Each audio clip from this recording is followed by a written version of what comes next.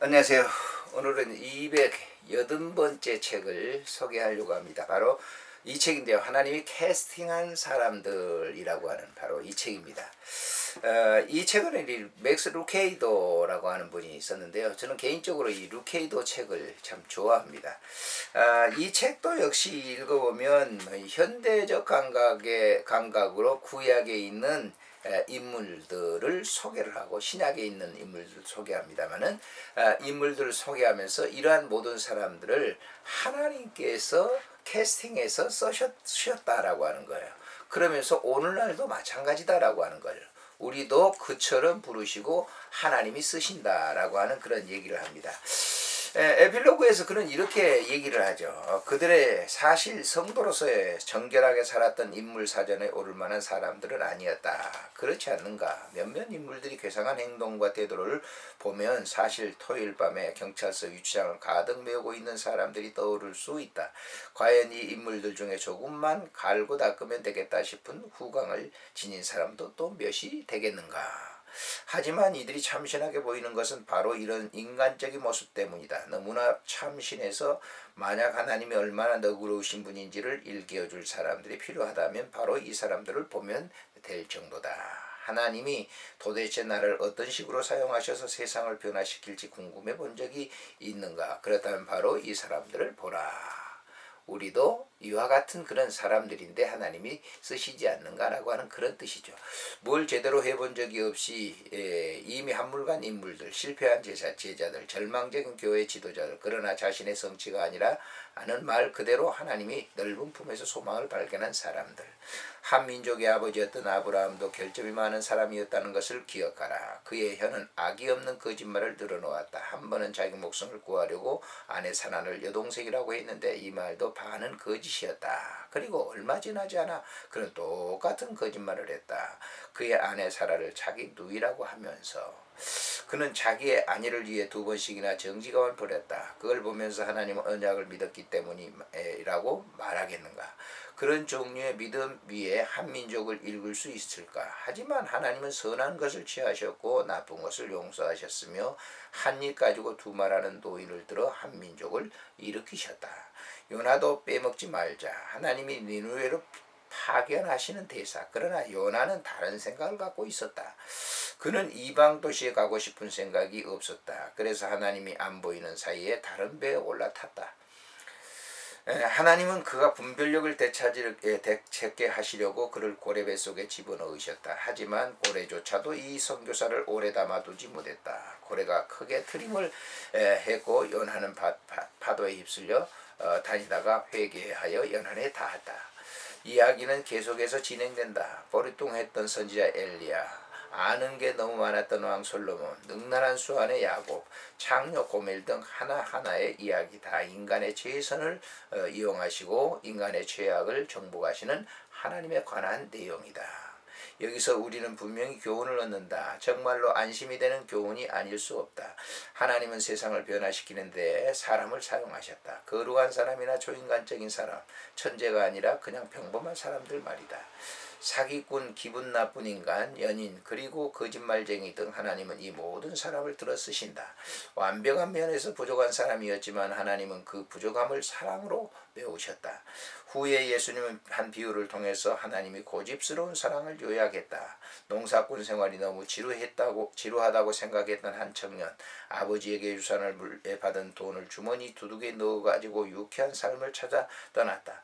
그러나 그가 발견한 것은 술 깬 아침에 두통, 좋은 때만 친구인 척하는 사람들, 길게 늘어선 구직자 대열뿐이었다. 돼지나 다름없는 삶을 살게 되자 그는 자존심을 꿀꺽 삼키고 빈 주머니에 두 손을 찔러 넣은 채 집으로 돌아가는 먼 길을 나섰다. 집으로 가는 동안 그는 아버지를 만나서 할 말을 연습하고 또 연습했다. 그런데 그 연습한 말을 써먹지 못한다. 집이 내려다 보이는 언덕에 오르자 맞아 날이면 날마다 문 앞에 그를 기다리고 있던 아버지가 그를 먼저 알아보셨다. 청년이 준비했던 사과의 말은 아버지의 용서의 말에 덮여 들리지 않았다. 청년이 지치고 고난 몸이 아버지의 품에 그대로 안겼다.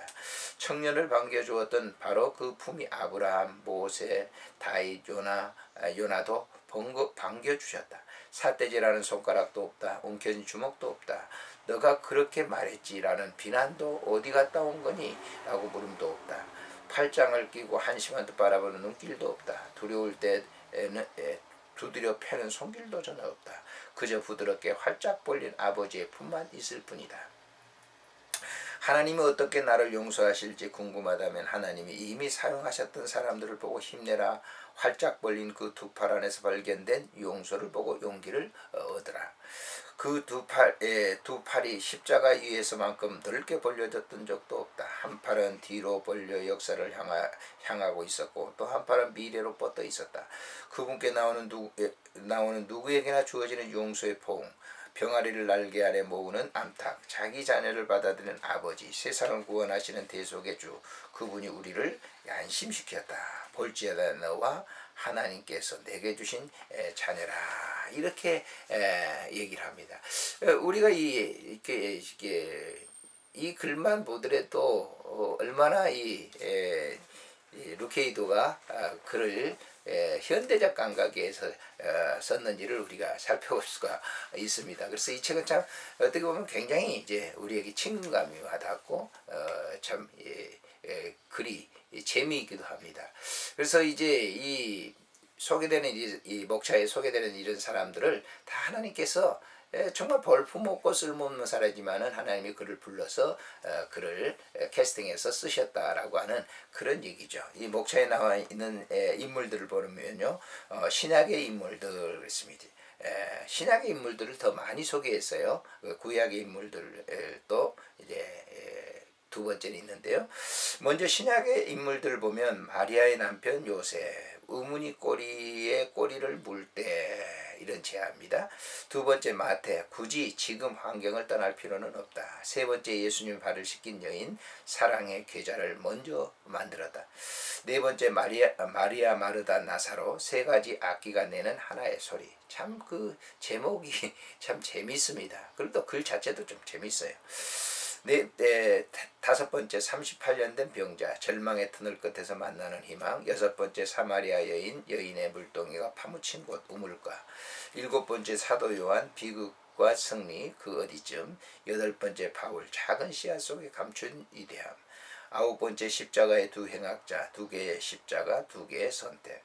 열 번째 니고데모, 사람이 거듭나지 않고는. 11번째 야이로, 믿음 영생의 불꽃을 닿았다. 12번째 젊은 부자와 관원, 결핍을 고백하는 기쁨. 13번째 사라, 베드로, 바울, 인생이 달라진 사람들. 14번째 마르다 오빠 나사로, 선택은 나의 목. 15번째 베드로, 다시 타석에 나선 어부. 이렇게 신약시대에 이제 이런 이 사람들을 하나님이 캐스팅해서 쓰셨다라고 하는 것이고요. 두 번째는 구약의 인물들을 보면은 16번째 무비보셋, 과로에 갇힌 삶, 왕에게 기억되다. 다윗의 아내가 되는 거죠. 17번째 아비가엘, 얼음 녹이는 여름 태양의 열기. 18번째 모세, 다 끝났다고 생각하지 마라. 19번째 야곱의 아들 요셉, 부당한 대우를 받더라도. 20번째 타잇, 골리앗 전공자, 하나님의 전공자. 21번째 에스더, 왕의 마음을 움직이는 소리. 22번째 욥, 잠잠한 가운데 깨닫는 하나님의 능력. 이렇게 인물들을 소개를 하고 있죠. 저는 이 책을 이렇게 읽어보면서 참 제 자신의 삶을 이렇게 돌아보게 됐습니다. 나 같은 사람을 하나님께서 캐스팅해서 이렇게 쓰셨다라고 하는 거, 이 인물들을 도입해보면서 나는 그보다도 더 형편없는 사람이었는데 라고 생각을 해봅니다. 안녕히 계십시오.